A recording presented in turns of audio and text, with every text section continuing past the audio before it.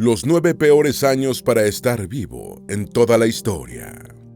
Algunos opinan que el peor momento para vivir en la Tierra fue el periodo comprendido aproximadamente entre 1346 y 1356, cuando la epidemia de peste negra, la peor tragedia en la historia de la humanidad, en términos proporcionales, se abatió sobre Europa, matando al 60% de la población europea.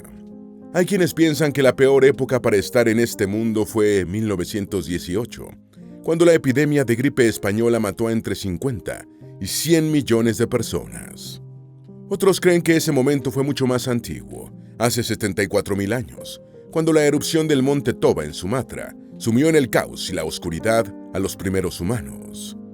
En este video hemos reunido los 9 peores momentos de la historia y cada quien decidirá cuál ha sido el peor. Antes de meternos a fondo, no te olvides de suscribirte a nuestro canal y activar las notificaciones para mantenerte al día con nuestras actualizaciones.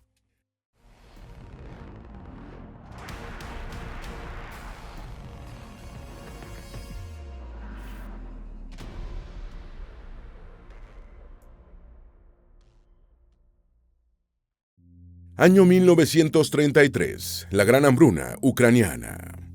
En 1933, el líder máximo de la Unión Soviética, Joseph Stalin, decidió dar una lección brutal al rebelde pueblo de Ucrania, que evitaba incorporarse al programa de colectivización forzosa de tierras, e insistía en seguir utilizando su lengua y sus tradiciones en contra de la rusificación impuesta por el Estado comunista.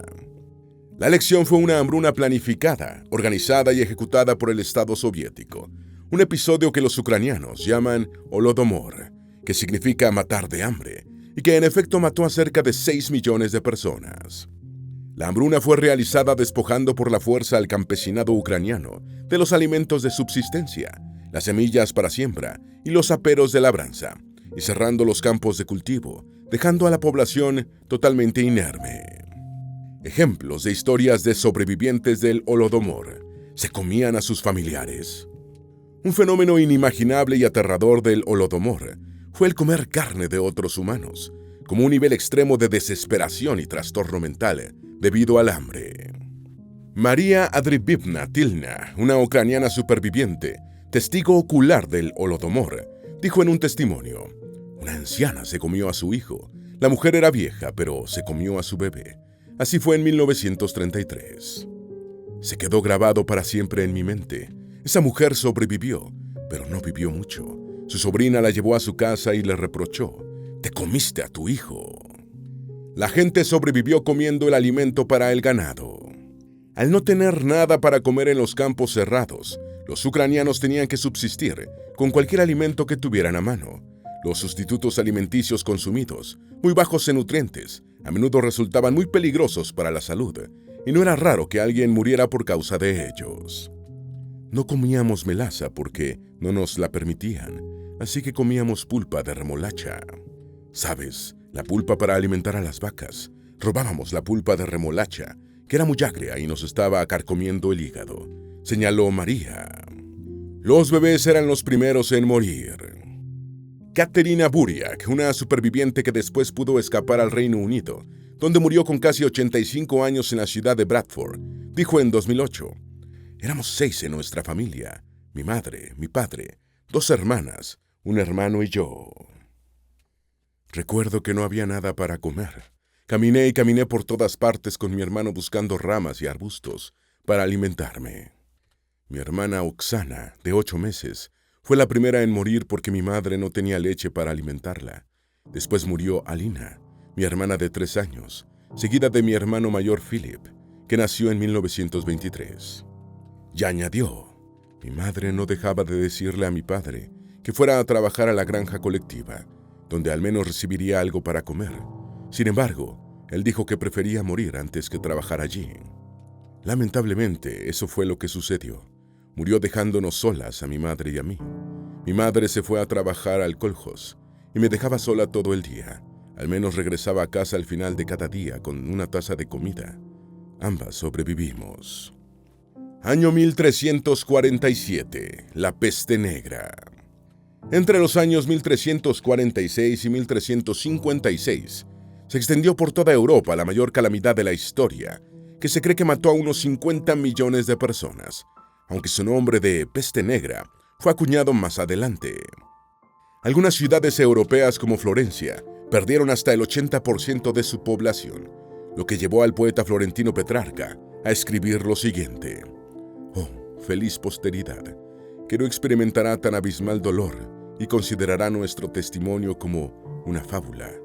El poeta sobrevivió a la epidemia, no así su amada Laura. Un cronista florentino de la época escribió: «Todos los ciudadanos no hacían otra cosa que llevar los cadáveres para enterrarlos. En cada iglesia cavaban fosas profundas hasta el nivel del agua, y así los pobres que morían durante la noche eran rápidamente abrigados y arrojados a la fosa. Por la mañana, cuando se encontraban muchos cadáveres en la fosa, tomaban un poco de tierra y la echaban encima con paladas. Luego colocaban otros encima y luego otra capa de tierra, como se hace una lasaña con capas de pasta y queso». Causante de la peste negra. La peste negra fue una epidemia de peste bubónica causada por el bacilo Yersinia pestis, alojada en pulgas que a su vez colonizaban las ratas. Las ratas viajaban de una ciudad a otra en los barcos mercantes, asegurando la propagación de la enfermedad. Una vez que mataban a sus huéspedes roedores, las pulgas hambrientas se volvían contra los humanos, infectándoles la peste. Desde el punto de la picadura, el contagio se extiende a un ganglio linfático, que se hincha y forma un bubón doloroso, que suele ubicarse en una axila, la ingle, el cuello o un muslo, de donde proviene el nombre de peste bubónica. El periodo de incubación duraba entre 3 y 5 días, y seguido de otro lapso similar de enfermedad, hasta que las personas morían. Una mortandad sin igual. Un estudio detallado de la información demográfica europea disponible a mediados del siglo XIV y de las incidencias de la peste estableció 2 características notables para la enfermedad: su nivel extremo de letalidad y la uniformidad de la mortalidad en las distintas regiones europeas.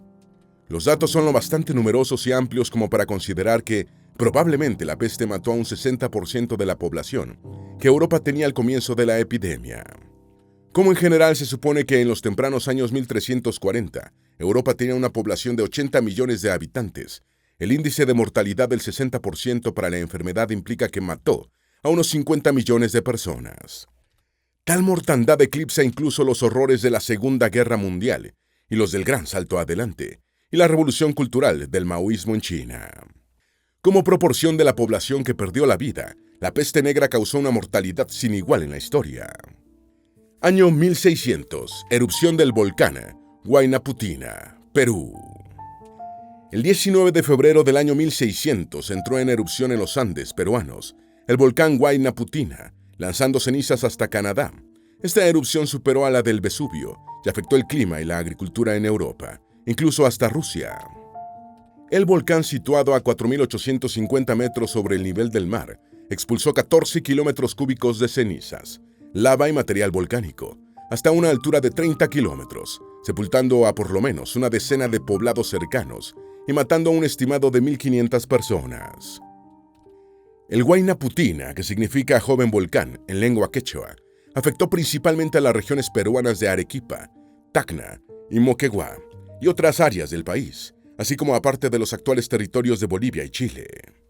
Recientemente el presidente del Instituto Geofísico del Perú, Hernando Tavera, expresó: «El año 1600 ha quedado registrado para América del Sur por haber sido testigo de una de las explosiones volcánicas más importantes del mundo, quizás el más grande proceso eruptivo de un volcán, al menos de Sudamérica». La erupción provocó hambre en Rusia. Las ciudades grandes más cercanas, como Moquegua y Arequipa, quedaron cubiertas por una gruesa capa de humo y ceniza, y el material volcánico contaminó las aguas del río Tambo. La erupción se mantuvo al menos durante un mes, y los relatos de la época indican que Arequipa estuvo a oscuras y sin poder ver ni el sol ni las estrellas, por lo que el día se hacía casi indistinguible de la noche. En el mundo, las evidencias más claras de la erupción del Huayna Putina se han encontrado en los bosques canadienses. Igualmente, crónicas de comienzos del siglo XVII mencionan hambrunas que ocurrieron en Rusia entre 1601 y 1603, que habrían tenido relación, porque las temperaturas a nivel global disminuyeron hasta 2 a 3 grados en algunas zonas, agregó Tavera. La erupción alteró la atmósfera y ocasionó una disminución de las temperaturas en todo el hemisferio norte, provocando también una caída de la producción de alimentos en Alemania. Un estallido más potente que el del Vesubio. Tavera apuntó: si las erupciones volcánicas son medidas en una escala de 0 a 8, la explosión del Huayna Putina alcanzó el número 6. En el momento más crítico, la fumarola alcanzó la parte alta de la atmósfera, lo que hizo posible que las cenizas volcánicas se mantuvieran en el aire, dando vueltas de un lugar a otro durante más de un año. La erupción del Huayna Putina fue más poderosa que la del Vesubio, que sepultó las ciudades romanas de Pompeya y Herculano en el año 79 a.C., que Tavera cataloga como de nivel 5. El estallido del volcán peruano dejó un inmenso cráter a 4.200 metros sobre el nivel del mar. De manera similar al Krakatoa, que estalló en Indonesia en 1883, destruyendo la isla de Rakata en un 70%, las evidencias de la erupción del Huayna Putina, consistentes en residuos piroclásticos, han sido localizadas más de 400 años después del acontecimiento, en árboles canadienses. Cuando han talado árboles han encontrado que en algunos anillos se encuentra ceniza volcánica que, después de la datación, corresponden a este volcán, agregó Tavera. Año 1785. Sequía en México. Entre 1785 y 1786, el territorio mexicano, entonces gobernado por el Virreinato de la Nueva España, sufrió la sequía más devastadora de su historia conocida, un periodo que fue llamado el Año del Hambre. La brutal sequía desencadenó una crisis alimentaria y se combinó con tormentas fuera de temporada y brotes de enfermedades que convirtieron cada día en una lucha tenaz por sobrevivir. Esta situación produjo malestar social y el debilitamiento del gobierno del virrey Bernardo de Gálvez y Madrid. Durante el periodo, las lluvias se redujeron hasta la casi inexistencia y los ríos quedaron con sus cuencas casi vacías. La falta de agua arruinó las cosechas de maíz y demás especies vegetales asociadas con la milpa mexicana, como calabazas, frijoles, chiles y quelites, lo que generó una hambruna en la que murieron unas 300,000 personas.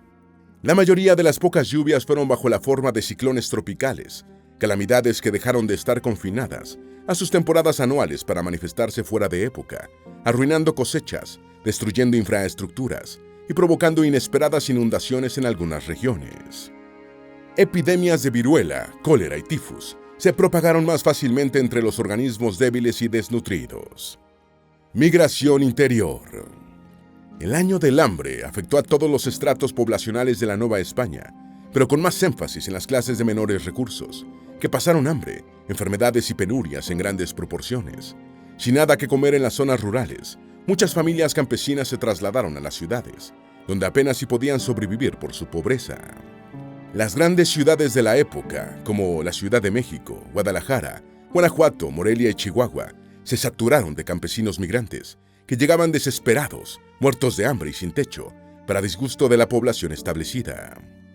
Hasta cierto punto las autoridades proporcionaron comida y techo a los recién llegados, en una cruzada contra el hambre, así como empleos a los hombres en la construcción de obras públicas, pero estas medidas apenas fueron un alivio para el drama.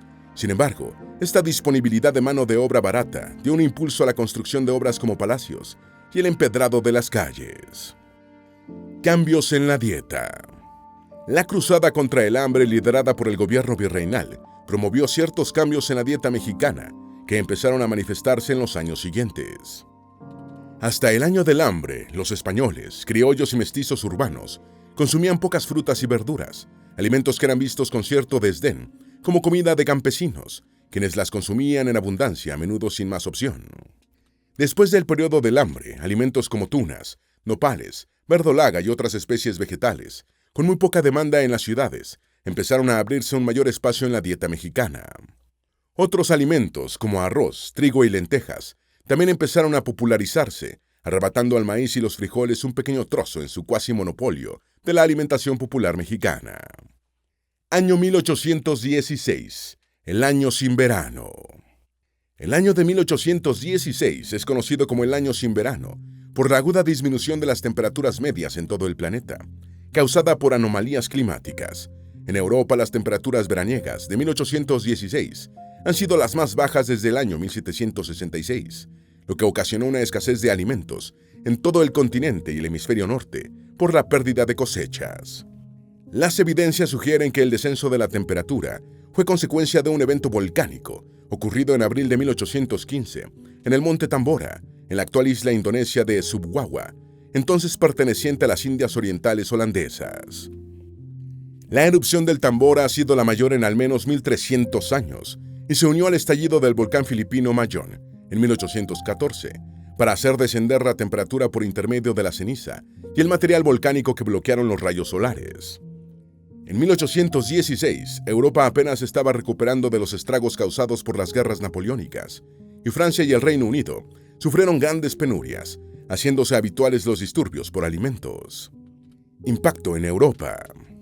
Las cosechas europeas ya habían sido malas a lo largo de los primeros años de la década de 1810, y el golpe final se produjo en 1815 por la erupción del Tambora.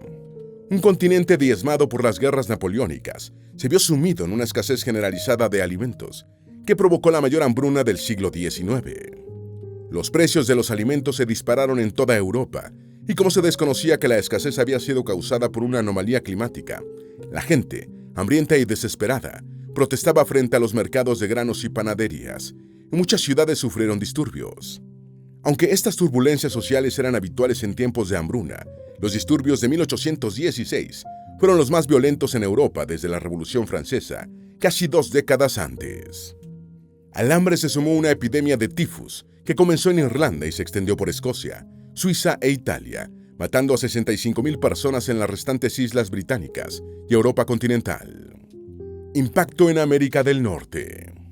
En la primavera y el verano de 1816, el este de Estados Unidos fue cubierto por una niebla seca que atenuaba la luz solar y le daba una coloración rojiza.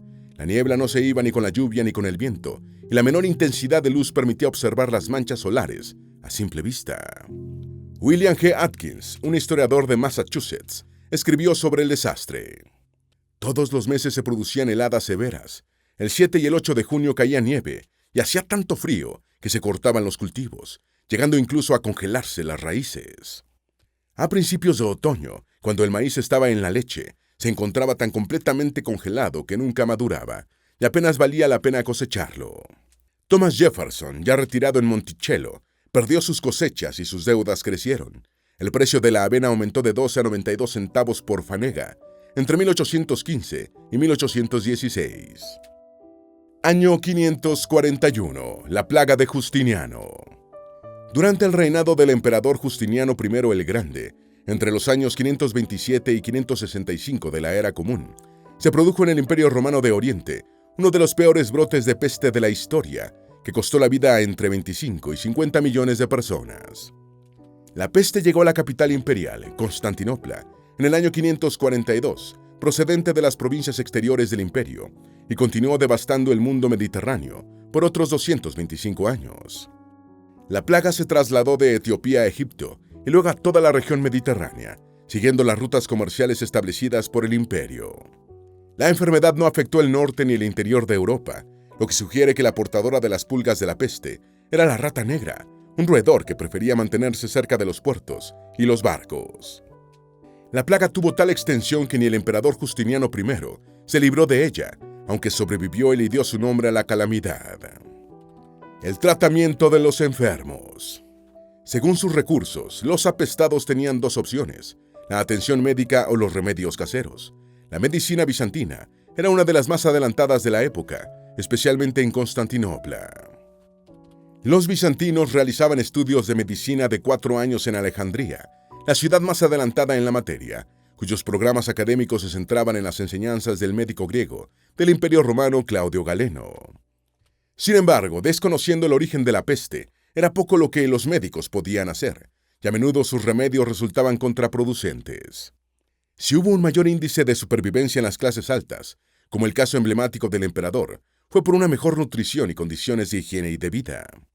Los que no tenían acceso a un médico debían conformarse con los remedios caseros, que incluían polvos bendecidos por los santos, baños de agua fría, anillos mágicos y otros amuletos, y diferentes medicamentos, especialmente alcaloides.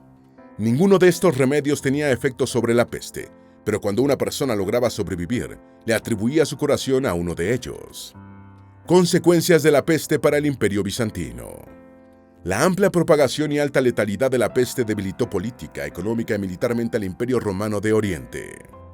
La falta de hombres en edad de trabajar y de combatir afectó sensiblemente la economía y el ejército, lo que era conocido por los vecinos y enemigos de la entidad imperial, desde los lombardos en Europa occidental hasta los árabes en el Medio Oriente. Esto condujo a la pérdida de territorios, principalmente por no poder contener las invasiones árabes. Menor poder territorial equivalía a menor influencia política. La economía bizantina también quedó casi arruinada con la peste, por la falta de brazos para trabajar en el campo. La menor disponibilidad de alimentos encareció los productos de la dieta diaria. Año 536. Una niebla misteriosa. Science le preguntó al historiador medieval de la Universidad de Harvard, Michael McCormick, cuál creía que había sido el peor año para vivir, y respondió, 536. No dijo 1349, cuando la peste negra estaba en su apogeo en Europa, ni 1918, cuando la gripe española devastaba la población europea. McCormick señaló que el año 536 fue el comienzo de uno de los peores periodos para vivir, sino el peor año. Una niebla de misterioso origen sumió a Europa y a Asia en una oscuridad permanente, día y noche durante año y medio, pues el sol emitía su luz sin brillo, como la luna durante todo el año, según escribió Procopio, un historiador bizantino. Las temperaturas a mediados del año 536 se desplomaron entre 1.5 y 2.5 grados Celsius, comenzando la década más fría de los últimos 2300 años. Resuelto el misterio de la niebla permanente del año 536. La caída de las temperaturas hizo fracasar las cosechas y la gente empezó a morir de hambre. Las crónicas irlandesas registran una escasez de pan entre los años 536 y 539. Los europeos de la cuarta década del siglo VI no sabían cuál era la causa de la niebla permanente que los estaba matando, pero los estudiosos de la época actual suponían que se trató de una erupción volcánica que bloqueó los rayos solares con sus emisiones de millones de toneladas de ceniza y humo. Esa hipótesis ha sido corroborada recientemente por un estudio ultrapreciso del hielo de un glaciar suizo, realizado por un equipo dirigido por McCormick y el glaciólogo del Instituto de Cambio Climático de la Universidad de Maine, Paul Majewski. En noviembre del año 2018, el equipo informó que una erupción volcánica cataclísmica en Islandia arrojó cenizas por todo el hemisferio norte a principios del año 536. La información está en el hielo y en los árboles. Desde que los estudios de los anillos de los árboles sugirieron en la década de 1990, los investigadores han buscado la causa sobre por qué los veranos en torno al año 540 fueron atípicamente fríos. En 2015, testigos de hielo polar de la Antártida y Groenlandia proporcionaron algunas pistas. Cuando un volcán entra en erupción, arroja azufre, bismuto y otros elementos y compuestos a la atmósfera, donde forman un velo de aerosol que refleja la luz del sol de vuelta al espacio, enfriando la Tierra. Comparando el registro de estos rastros químicos del hielo con la información de los anillos de árboles, un equipo dirigido por el vulcanólogo Michael Siegel descubrió que en los últimos 2500 años, casi todos los veranos atípicamente fríos fueron antecedidos por una importante erupción volcánica. Hace 74.000 años, la catástrofe de Toba. Hace cerca de 74.000 años, el monte Toba, un volcán de Sumatra, experimentó una mega erupción, una de las más poderosas en la historia del planeta, desencadenando probablemente una masiva alteración del clima mundial. Por algún tiempo se sospechó que esta supererupción había exterminado a la mayoría de los primeros humanos, lo que explicaba la caída abrupta de la población que sugerían las evidencias genéticas. Sin embargo, posteriores estudios concluyeron que la mega erupción del Toba no había sido tan apocalíptica. En cambio, una de estas nuevas investigaciones, realizada en el sitio etíope de Shinfa Metema, encontró que la erupción de Sumatra generó unas condiciones áridas a las que los humanos tuvieron que adaptarse y que pudo haber sido la principal causa de la migración del hombre hacia el resto del mundo. Dientes de mamíferos y cáscaras de huevos de avestruz para entender el clima. Para entender el clima de la época de la erupción, los investigadores analizaron los niveles de los isótopos de oxígeno y carbono en dientes fosilizados de mamíferos y cáscaras de huevos de avestruz, lo que reveló que los animales comían plantas que tenían más probabilidades de crecer en condiciones más secas. John Kappelman, antropólogo y geólogo de la Universidad de Texas, Austin, y jefe de la investigación, explicó: los isótopos se encuentran incorporados en los tejidos duros. En el caso de los mamíferos, observamos sus dientes, el esmalte de sus dientes, pero también los encontramos en la cáscara del huevo del avestruz. El análisis de la fauna y la flora del lugar también reveló una gran cantidad de restos de peces tras la erupción. El hallazgo quizá no deba sorprender por la proximidad de un río, pero los peces son raros en otros yacimientos del mismo periodo. Corredor verde o corredor azul. Después de Toba, la gente multiplicó por 4 su consumo de pescado, lo que es consistente con la hipótesis de una mayor aridez, que redujo la producción de alimentos vegetales. Los autores del estudio también especularon que con el clima más seco reducía el caudal de los ríos, haciendo posible una más fácil captura de peces en las pozas y sitios de represamiento de las aguas. El equipo también teorizó sobre un posible corredor azul, a través del cual los primeros humanos quizá migraron hacia el norte, una vez que el pescado ya no pudo sostenerlos. Sin embargo, la mayoría de los modelos sugieren que las migraciones humanas principales se realizaron durante las temporadas húmedas, por corredores verdes y no azules. Año 1918, la gripe española. La peor calamidad de la historia en pérdidas de vidas ha sido la gripe española, o epidemia de influenza de 1918, que le causó la muerte a entre 50 y 100 millones de personas. Una característica inusual de la epidemia del año 1918 fue que, a diferencia de otros brotes gripales, que afectan principalmente a niños y ancianos, esta atacó en mayor proporción a jóvenes y adultos, en buen estado de salud, así como a los animales, incluyendo perros y gatos. El brote de 1918 fue del virus de la gripe tipo A, subtipo H1N1, y todavía se debate si se originó en China, en Estados Unidos o en la propia Europa. Los primeros casos en Europa se produjeron al parecer en Francia, de donde pasó el Reino Unido e Italia, más tarde a Alemania y por último a España. Un nombre que es un equívoco.